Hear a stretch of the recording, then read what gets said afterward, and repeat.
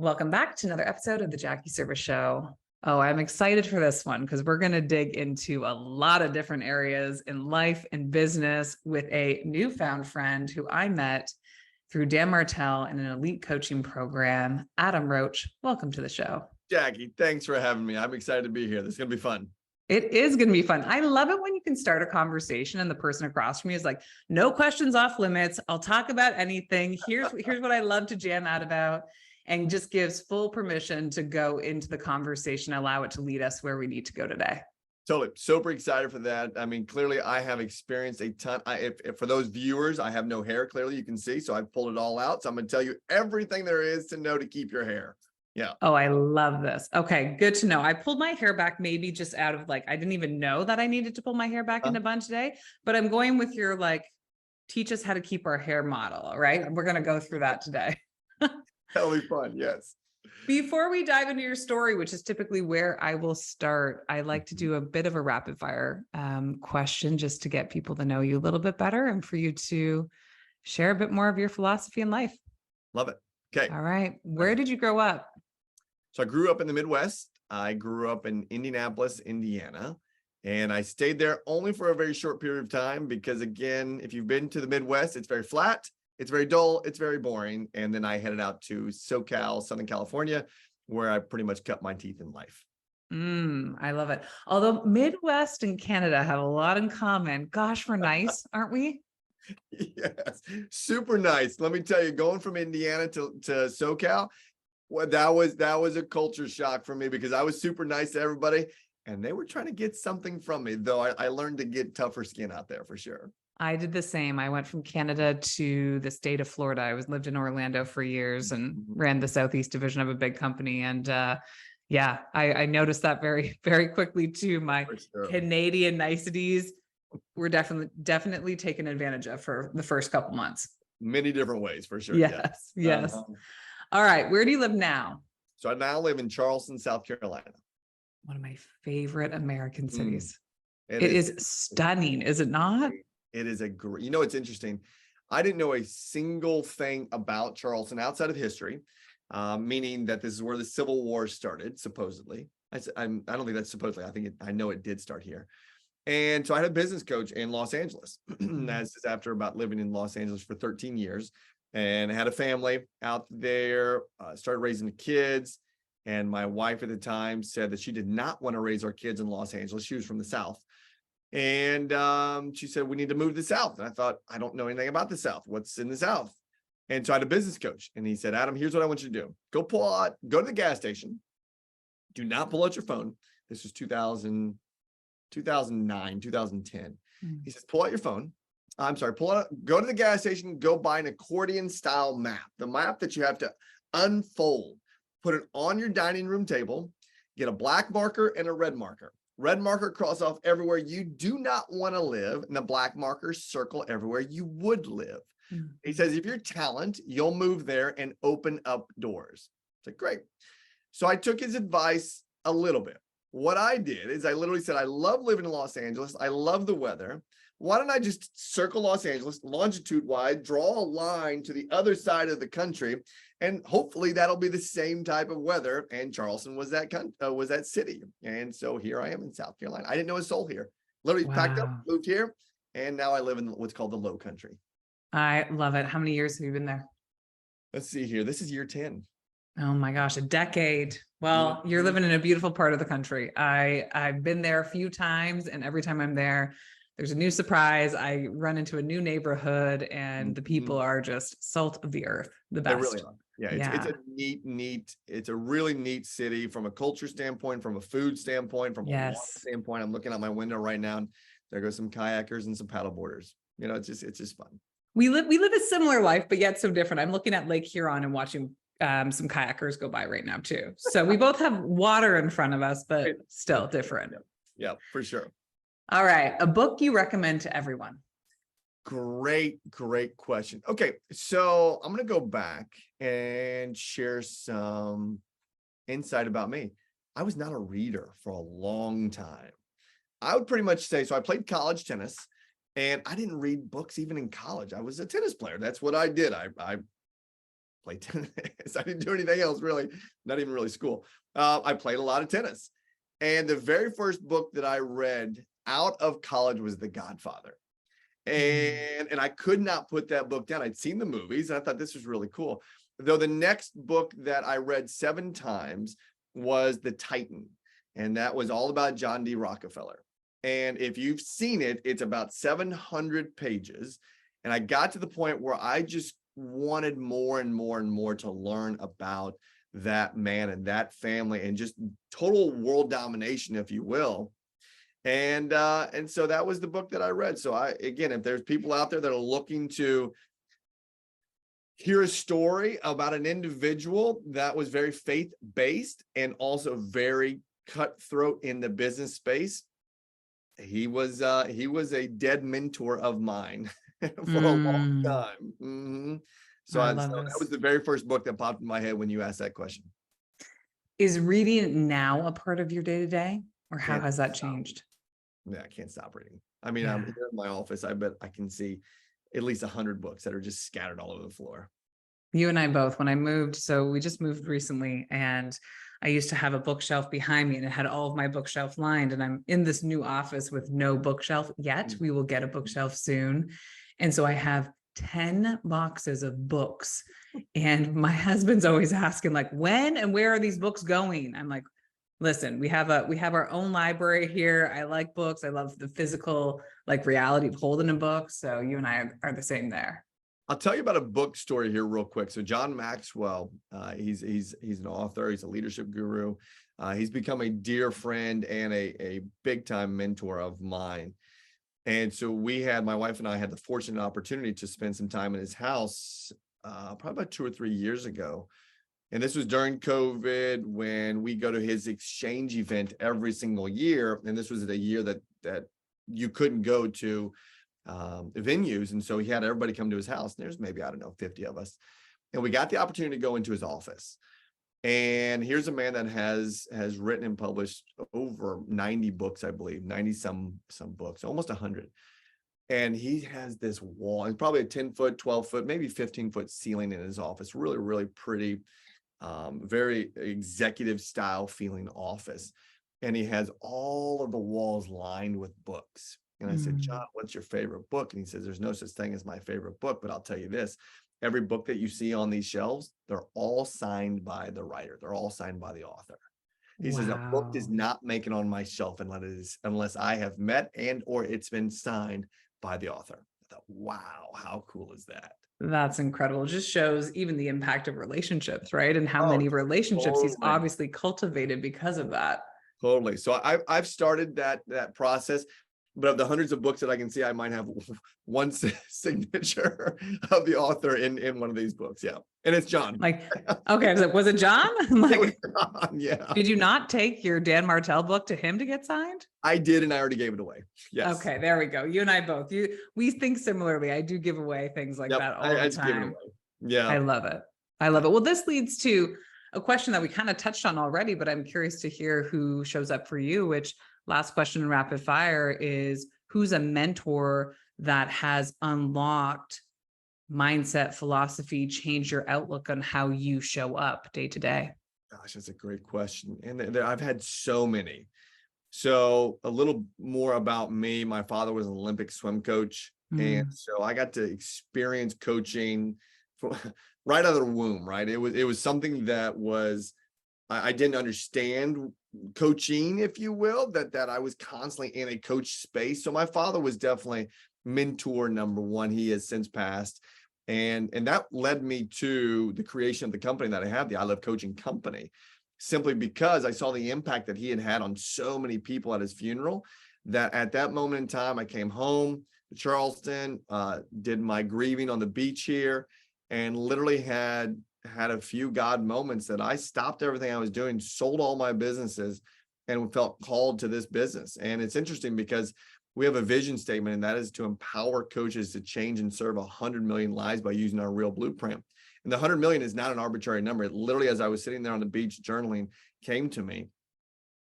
And so, John Maxwell is a big mentor of mine, though I got to spend the last 4 months with my father, and this was 2018, 19 when he passed, and I recorded everything.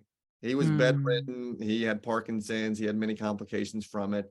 And so I literally just sat there with him for 4 months and would ask him questions. I would set my phone up and just let it record. And I'll go back and I'll listen to some of those things.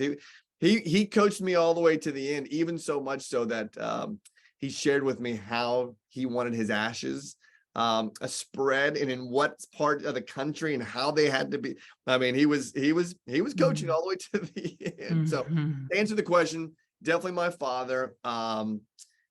Clearly I go into books to find mentors as well. I love to learn from experiences, whether they're alive or dead. John D. Rockefeller and that whole era of growth in the United States has been a mentor of mine, if you will. Though right now I'd say Dan is a big mentor of mine, and getting to go to his mastermind, seeing the drive, seeing the motivation, seeing the social media side, right? So that's an area of my life that hadn't been at the forefront of my how-tos. Mhm. I mean, I was a .com kid. That was programming was something that we did, and social media wasn't even around. I mean, I graduated college and didn't even have a cell phone yet, right? So this growth in our world as relates to technology and the social media world, now the power of the social media, Dan has definitely stepped in that space here most recently to be a great mentor in that. And again, going to his masterminds and opening up the networking space there, getting to meet Taki, getting to meet Brian, getting to meet these other guys that and other entrepreneurs in the space of coaching have really stepped in that mentor space. I love it. And if I'm not mistaken, I saw recently you did a testimonial for Dan, and I think you and I joined right around the same time. So we Mhm. might be in it around 3 months now. So it's been still relatively new that we've been a part of this community, or frankly, that Dan even launched coaching for other people outside of SaaS-based businesses. Right. But you've had some major results. Are you open to Yeah. sharing what your results have been?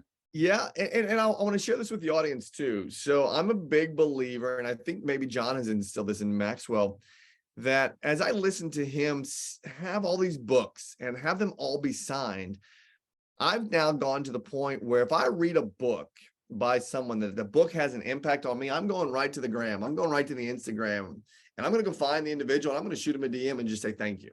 And that's how I got into Dan's world, actually, was I finished reading Buy Back Your Time, really understood and loved the principles inside of there, made all my coaches read it, made all my coaches then share it with their clients. We did a book club on it and everything. And I simply just shot him a text and said, or shot him a DM and said, thanks. Let me share with you the impact the book has had. And again, didn't think much of it as it relates to the responses. Listen, there's many bots out there that respond, right? And there was a reply, it said, thanks. And I even put in there, I would love the opportunity. No, the question was, what can I do to earn the opportunity to have a phone call with you? Here's my number. That was it. And I've used that script many different ways. And here's a funny story about that. And I'll share with you the successes, is he then shot me or someone shot me a text, right? And said, I'd love to have a conversation with you. And I was at a tennis match, and it was a professional tennis match. And I was on center court and I was watching this match, and that number called and it was Dan, and I couldn't answer it. And so I had to send him a text and say, hey man, do you mind if I call you back? And sure enough, I got off the court and called him back, and he did not answer. And so I called him back again, and he did answer the second time, and we get to have a quick little call. So since being in his organization and following his simple principles, I've recruited quite a few people, quite a few coaches into our organization, and a coach represents roughly about $42,000 to us. And we've probably brought on well over 20 coaches since joining Wow. Dan's program. And so, yeah, he's definitely pushed us into the 7-figure mark. That's incredible. Congratulations on that. And it was Thank very you. impactful, even as a peer, to listen to the successes you've had and just the experience of following those blueprints. I know you run a blueprint yourself, and how they can be so impactful. And I would agree. What's interesting about Dan's philosophy is everything's relatively simple. Yes. He really focuses on the consistency of it. Mhm. And Yes. just simple things like 5 opens, like sending a text or a message or a DM to 5 individuals and just open the conversation. has led to 300 conversations in my world Wow. that I would not have had I not taken the initiative to consistently for 7 days a week send 5 or more. I know Eleanor pushes us all to do more, so I'm Right, closer to yeah. 10, closer to 10 a day now. That has just opened the doors to more conversations and to build true relationships with people. Well, if you think about it, that's the nature of the whole thing is you're Mhm. going to open up doors based on conversations you're going to have. If you're not Mhm. having conversations, if you're not having multiple conversations, you can maybe go kick a door down, but outside of that, you're not going to have a door open for you, right? That's it. That's it. Yeah. Well, let's change course here because I want you to share a little bit more about I Love Coaching and how you got here. It sounds like there's multiple businesses that were pre I Love Coaching, and I'd love Mhm. to know a little bit more of that story. You're cutting your teeth in SoCal, and what are some of the businesses that show up for you, and how did you land in the coaching space? So, like I mentioned before, I've been in the coaching space. It's in my blood, right? It's in my blood. I played college tennis. I played what I call the pseudo professional tour, which meant real quick that I learned that I was an American, not a European, and was getting my butt kicked. And so that was a very short-lived stint in the pseudo professional space, and then got into the tennis business. So myself and 2 other guys, we owned what was called the concession rights from the city of Beverly Hills to all their public tennis courts. And so we got to teach lessons on all the courts in Beverly Hills, California. And to this day, it still runs. It's called Beverly Hills Tennis. And I'm no longer a part of it. I did sell my ownership stake there, but that was step number 1 in the coaching space. Is I was running the company and I had to recruit coaches to bring them in to teach them how. I mean, they knew how to coach tennis. That was clearly a prereq, and they came in and they coached tennis. I coached tennis, and then I got into the flipping of real estate space, and then joined Keller Williams Realty in the mid 2000s, and then realized that I didn't necessarily want to be in the real estate space. I wanted to teach people how to do real estate, and so I got the franchise ownership of the Keller Williams Realty. And when I transitioned to Charleston or in South Carolina, the Southeast here, I started buying up the franchises. So I had the Myrtle Beach one. There's 4 of them, if you will, up and down the coast here, and I own 3 of them. And that's when my father was heading south. And so there's been many simple, fun businesses between the tennis days to where we are right now. And you heard why and how I started the I Love Coaching company. It literally was a moment in time where I had to reflect. Dan teaches us about auditing, right? The buyback loop. And the reflection, the auditing time was who I'd surrounded myself with and who I had inherited as business partners when I bought these franchises. And nothing negative against them. They just weren't the who's that I wanted in my life. They were not the right people for me to align myself with to get myself to that next level of success, because I was carrying the load of everything. It was not wrong. That was not wrong. That's what I signed up for. They just weren't my who's. And so I walked in and I simply said, hey, today's going to be an easy conversation. I'm going to buy you all out, or you're going to buy me out, and I'm not attached to the outcome. And that then led me down to the space of great. I had a software company at the time. It's called, it still operates, called Recruiting Bridge. And Recruiting Bridge is a software platform that helps realtors, brokers that are recruiting agents, recruit agents. We've helped over 100,000 agents switch companies. It's really cool.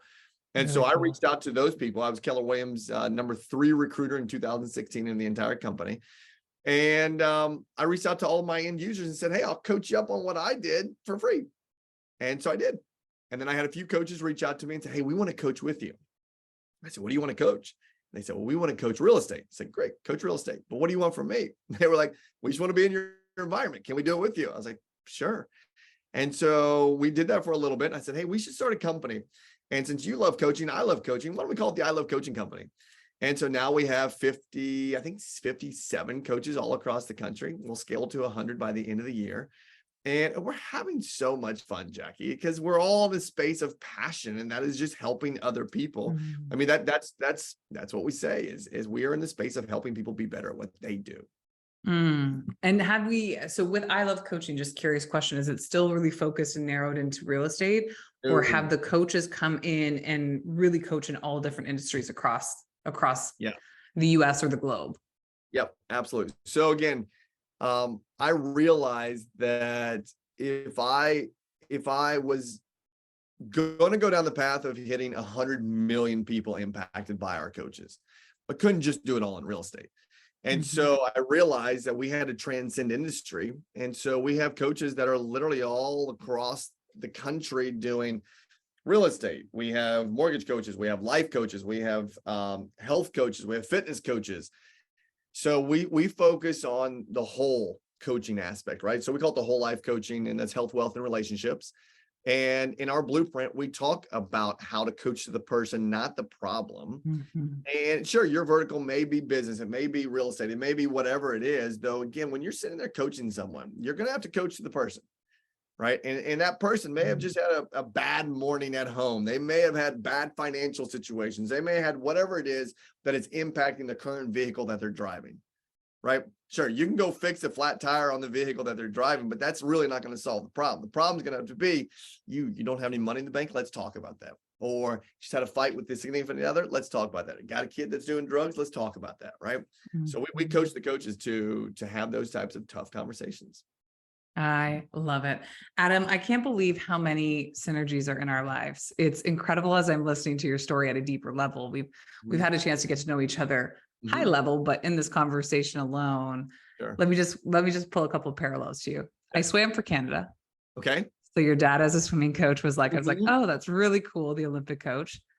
I then played tennis in college. Okay. And I taught tennis every summer of my life from when I was 12 until I was 25.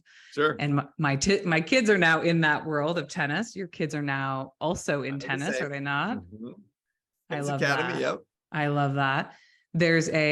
I did an executive coaching degree, of which I just had such a deeper philosophy of kind of coaching the whole person and being mindful of coaching the person, not the problem, is really a philosophy I've always followed. So that really sticks out to me with what you're doing as well. So there's just all these little synergies that are showing up as you're talking. And I'm just leaning in further and further to the man you are and the impact you're making in the world. I just absolutely love it. And I love the story that brought you here. Thank you. You know, it's again, we've all heard this so many different ways. When you get to wake up and do something you love, it's not work. This is not work to me. I mean, I get to look at the water, boats going by. I'm wearing flip-flops right now, and I get to sit here and make people, or let me rephrase that. I get to help people move forward, right? And I get to help our coaches do the exact same thing. I don't believe that you can motivate anybody. I do not believe there.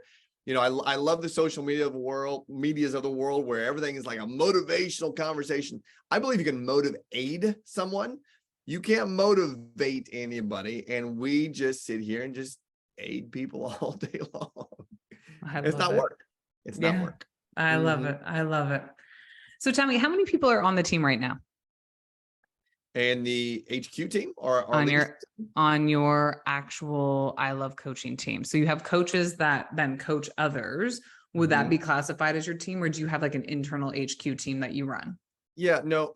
So my vision with the coaches is I intend for us to be a platform, right? So the platform is they come in, use all of our services, and this is our mission statement basically, is to create a platform for coaches to maximize their whole life abilities through our three uniques. And our three uniques are more community, more opportunity, and more fun.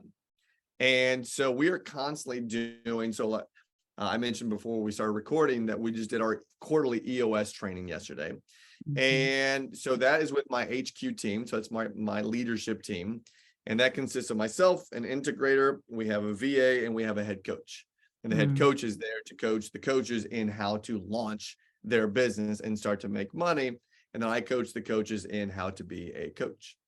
I love this. Yes. And let's dive into EOS a little bit. It's a conversation that is so present in the entrepreneur world. And I went from kind of large scale corporations. So I worked for a Fortune 50 organization and then transitioned over to running my own business for the last 8 years. And it wasn't until I found EOS that I saw the philosophies that the big Fortune 50 organizations use, like the PepsiCos of the world, and saw Gino Wickman, who is EOS. If you have not heard of EOS, we'll talk about it a little bit. I'll get Adam's take on it as well. But he breaks it down into such a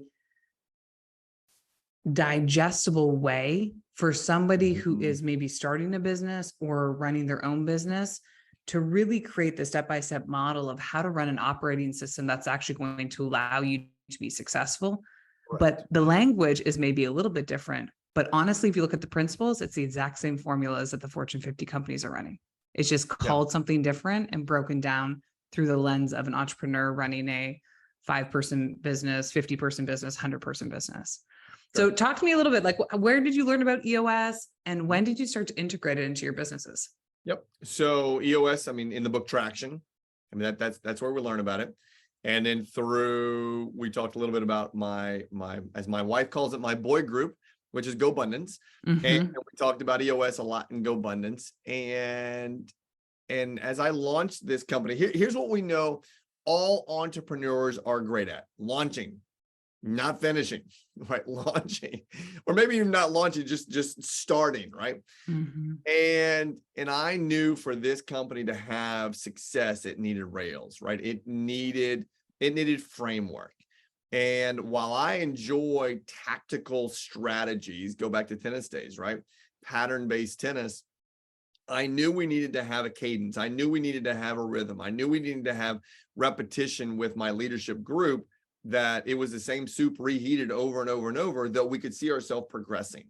And EOS literally came into that space. I mean, I love the entrepreneurial operating system. I mean, Gino did a great job in naming it, is what it is. And it's an operating system for entrepreneurs to stay within the framework of how-tos, and that is how to grow your business. Yeah, I love it. And so how you've been using it for multiple years.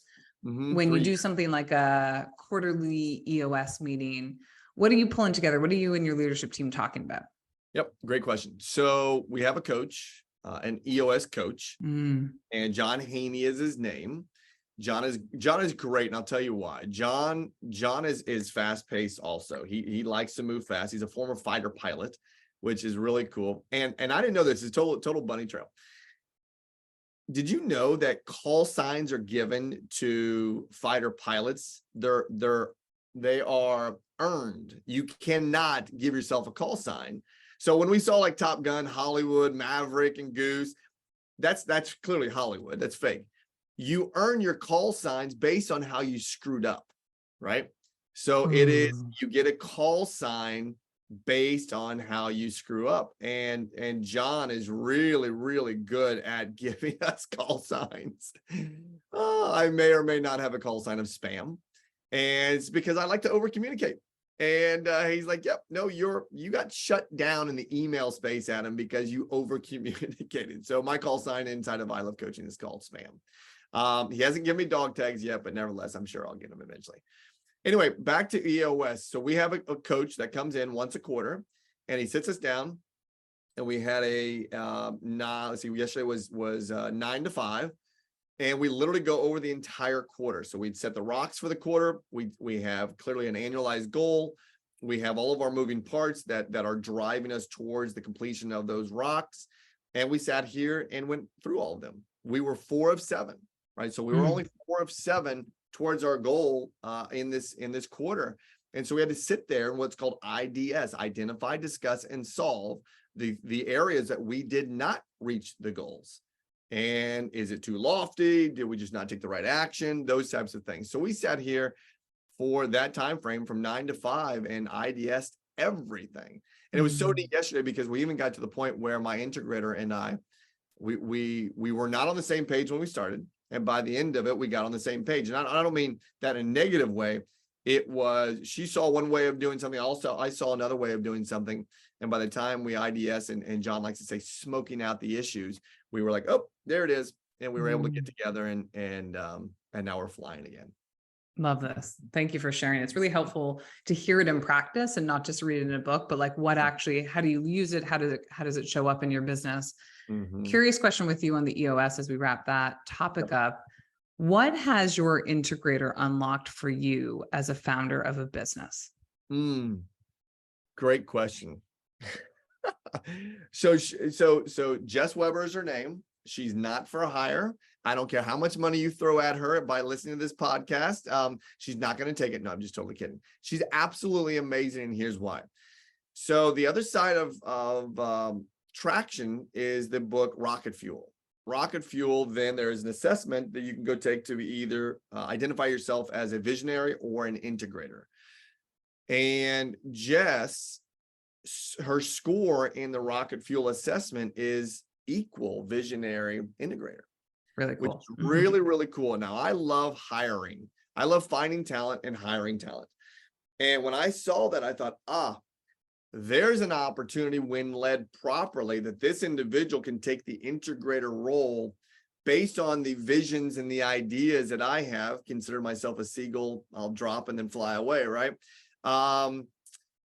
She picks those up and goes and creates systems all day long. She is a system building machine. So much so, I don't think I shared this with Dan.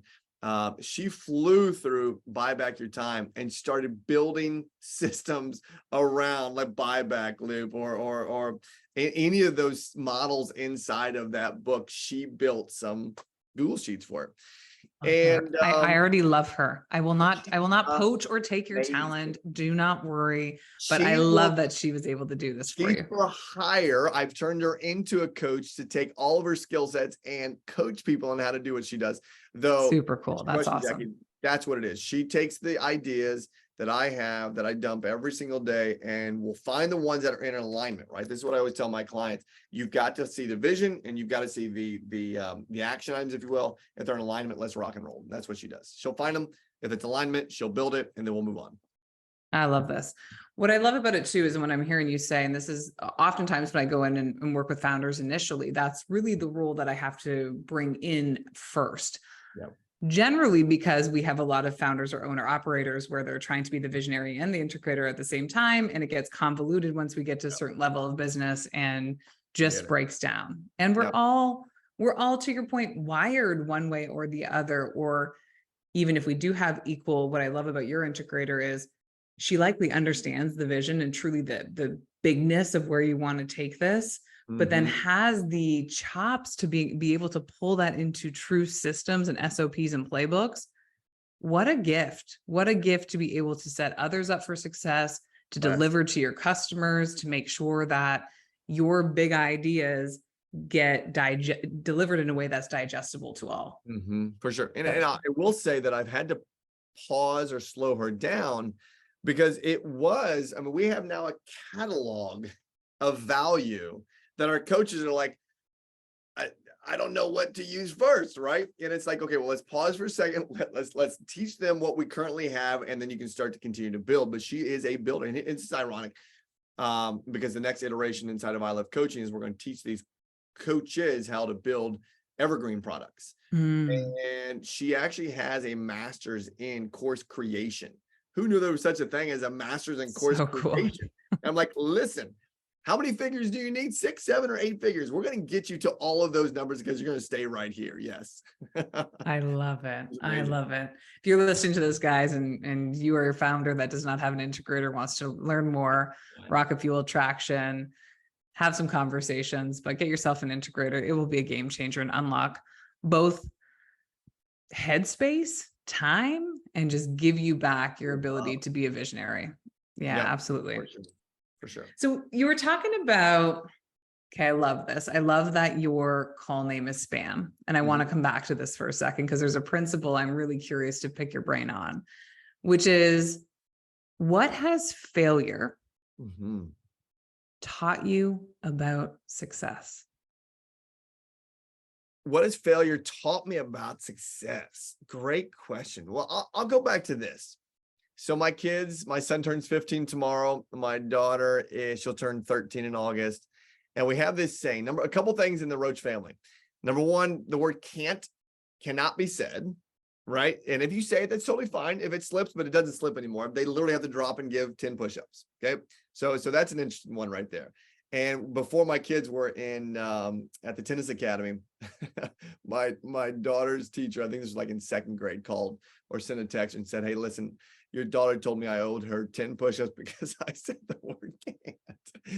I thought, okay, well, I love it. We definitely know they're catching, right? They're catching what we're putting down. So failure to me, and we have the other thing inside the Roach family that says you're not allowed to say it's too expensive. right? You're not allowed to say it's too expensive, because that just means you don't make enough money to afford whatever that is. And you can go make whatever that is if it's in alignment with your vision, right? So we said, you're not allowed to say it's too expensive. So failure to me, because I've lived in both those spaces, the can't and the too expensive spaces. I mean, what really is failure? Failure isn't, I mean, it's not real. I mean, it's just like, okay, I screwed that up. Let's keep moving forward, right? I can't tell you how many tennis matches I've lost. Can't tell you how many leadership meetings that I've screwed up, right? Sure, I don't have any hair anymore, but I'm pretty sure that's genetic, not because of my screw ups. Though at the end of the day, I've had some real painful ones too. And my mom taught me a lesson a long time ago, but this was more in the financial space. And she said, Adam, they can't kill you if you ain't got it, right? So she was talking about money, and she was like, they can't kill you if you don't have it. Now, I don't know how true she was trying to be, or what lesson she was really trying to create. Though at the end of the day, I don't even worry about money, right? It's money is just an energy of a relationship that comes back and forth to us. And I was having a conversation with an incoming client that wanted to work with me. And just for fun, I was like, you know what, I'm going to put a number out there that I believe value is there, but I'm not attached to the outcome if they say no. But I understand my time value of money. And so I put the number out there, and she was like, great. And I said, you got to pay for 6 months in advance. No problem. I'll pay for 6 months in advance. Great. Perfect. Now, again, I will hit that value mark. But again, failure to me is, let's go to, I coach our coaches into this one, the imposter syndrome. Right? When you step into the space of the imposter syndrome, what I'm hearing internally is you got to level up, right? You really have to level up. And if you are in imposter space because of maybe a failure that you've had, all right, it's maybe painful, get over it, right? And level up a little bit. Let's go back to my kids. So my son was playing in a tournament last weekend, and he was playing someone. There's a rating system, UTR is what it's called. And he was playing someone that was 1.5, almost 2 points ahead of him. And Addison, my son, had 4 match points against the guy. Did not execute, right? Did not execute. And he lost the match, wound up losing the match. Now, tennis world, we know that had he have won that match, it really would have helped his UTR even more. But it wasn't his time, is what I told him. I said, it wasn't your time. You weren't ready to execute at the level that you needed to execute. So let's go practice that shot so that it's an unconscious competence space that you don't have to think about it next time. It's the same thing in failure, in my opinion, is if you dwell on failure, right? So there's 4 things I always tell coaches, my kids, all this is, number one, you got to own it, right? Own whatever that failure is, own it. Take the ownership of it. Do not sweep it on the rug. Don't blame anybody else. Take a thumb, not a finger, point it right back at yourself. Number 2, you have to experience it, right? Go ahead and experience that moment in time. If you want to dwell on it, that's your choice. Dwell on it. Number 3, you've got to feel it. Feel what that feels like right in that moment in time, right? That's not a thought process. That's a feeling. Feel the emotion, journal that emotion. And lastly, you have to release it, right? Let it go. You and I both know in the tennis space, right? I was taught that my right hand clearly is my dominant hand. After a point, I take my racket and I put it in my left hand. When I'm ready, I start picking my strings, and that's the releasing time, right? You take stuff out of the dominant space, put it into non-dominant space, because otherwise it would have cracked the racket, and start picking the strings. You have to release. And so I'll have people say, well, how do you release, Adam? I said, that's a great question. So this is what I teach everybody to do to release. If you're driving down the road, you'll see a tree, you'll see the lines in the road, you'll see a sign, right? And internally that comes in. What do you do with it? If you don't need it, it's gone, right? You don't remember that sign that said exit 123. You don't remember, but you saw it, and then you released it because you didn't need it. It's the exact same thing. If you can't release, it's because you've attached an emotion to it. And be careful, because neurons will start to wire and fire together, and then you're screwed, right? Because then you got to make a new habit to break that thing, right? That's right. I could go down this space forever. That's what failure has done for me in the success space. Is failing sucks, but at the same time, it's again, we've heard this so many different ways in the world now. Is it's happening for you, not to you. And I do believe that, right? I'm a big faith-based guy, and I say thank you to when shit hits the fan, right? Because what are you gonna do? What are you gonna do? So much though. Own it, experience it, feel it, and release it. I love that. I'm taking those 4 and I'm imprinting them in my own brain to remember that. And it's interesting. I have 6-year-old twin girls, and I've heard the language of can't recently in our house. And I've said to my husband, this is language that, I'd love to catch, and I'm not sure what to do with it. 10 push-ups. That's our new household family motto. We're doing burpees and push-ups to get that can't out of here. Oh, that's good. It's so good. All right. As we wrap today, one of the things that I hear through your entire lineage is that coaching has been a part of every aspect of your life. Yes. Why do you believe that? I'm making an assumption here. Okay. Let me ask the question first, and then I'll carry on. Do you believe that everyone should have a coach? Yes, I believe coaching solves everything. When somebody comes to you and they don't have a coach, what are you saying to them that a coach can help unlock for them? I'll go back and ask the question, what can't coaching unlock, right? We've had coaches that come into our Friday call that are new to our organization, and they will share a challenge, right? We'll mastermind on opportunities. We'll mastermind on blueprint opportunities. And I'll hear their limiting beliefs, and I'll ask them maybe a little leading in the question, and I'll say, what does your coach say?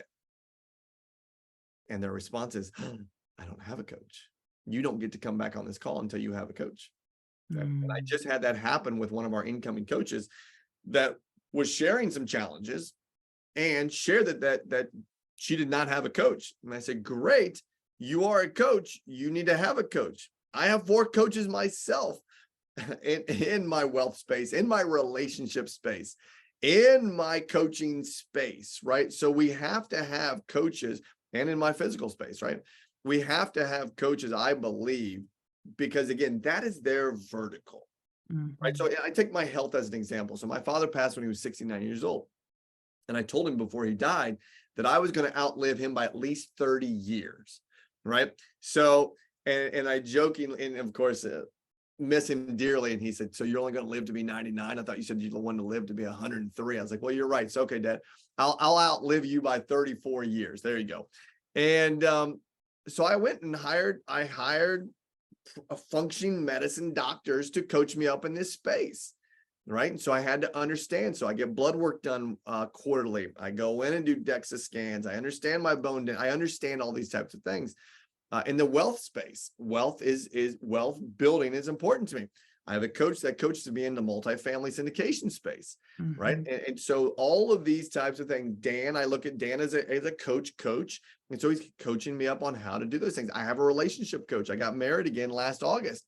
And before I got married, I said, okay, fine. I need to be better in this space for my new wife. I need to be better in the relationship space. So I went and hired Dr. Kelly Flanagan, changed my life, right? Showed me what a real idiot I really was. No, I'm kidding. But showed me how to be a better husband based on relationships, language, communication, and so on and so forth. So yeah, coaching solves everything. I could not agree more. And it's always the aspect of if there's something in my life that's lingering, or, we talked about firing and wiring, which I learned from Dr. Joe Dispenza a decade ago, and really understanding how the brain works and all the neurons work.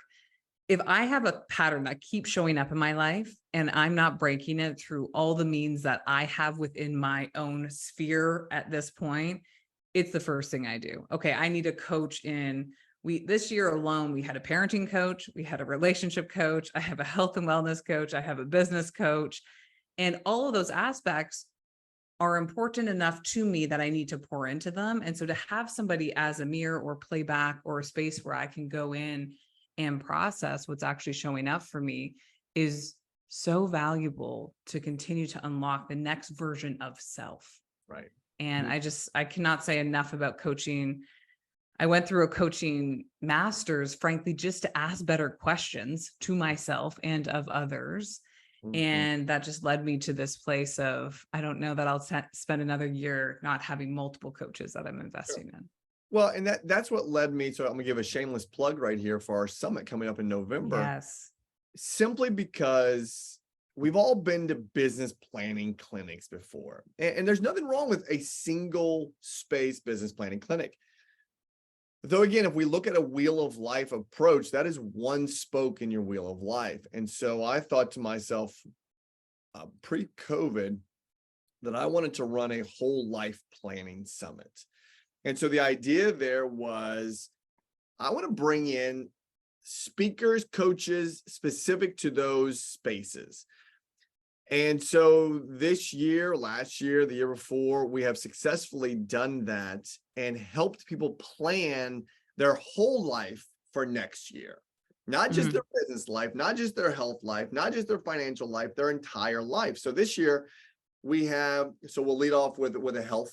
My actual doctor is going to come in and talk about that. We then will move to a wealth space conversation. We'll then move into a financial space. We'll then move into a branding space. We'll then and between each one of those segments, we'll have coaches walking around the room, and we have a big old workbook that everybody gets for planning that one segment of their life for next year. Oh, I love it. And then we'll go into spirituality. Then we'll go into giving. This is one area that I really screwed up in the past with, is adding giving to the planning phase. And then we'll have John Maxwell be our keynote speaker this year, which is super, I'm excited, super excited about that. So yeah, I mean, that's shameless plug there for that. I Love Coaching Summit 2023.com, and come hang out with us, right? It's going to be really, really powerful this year.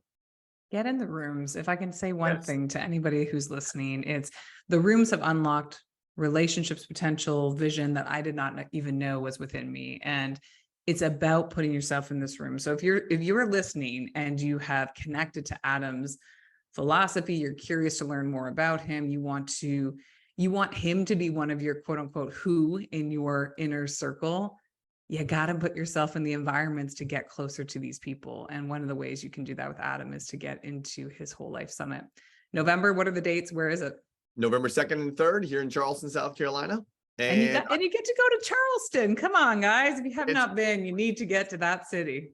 It was great. And here's the thing. So my team worked so hard last year at the experience side. We even brought a hurricane through here for people to experience a hurricane last year. Yes. Wow. You really wanted the customer experience to be top notch. Really did.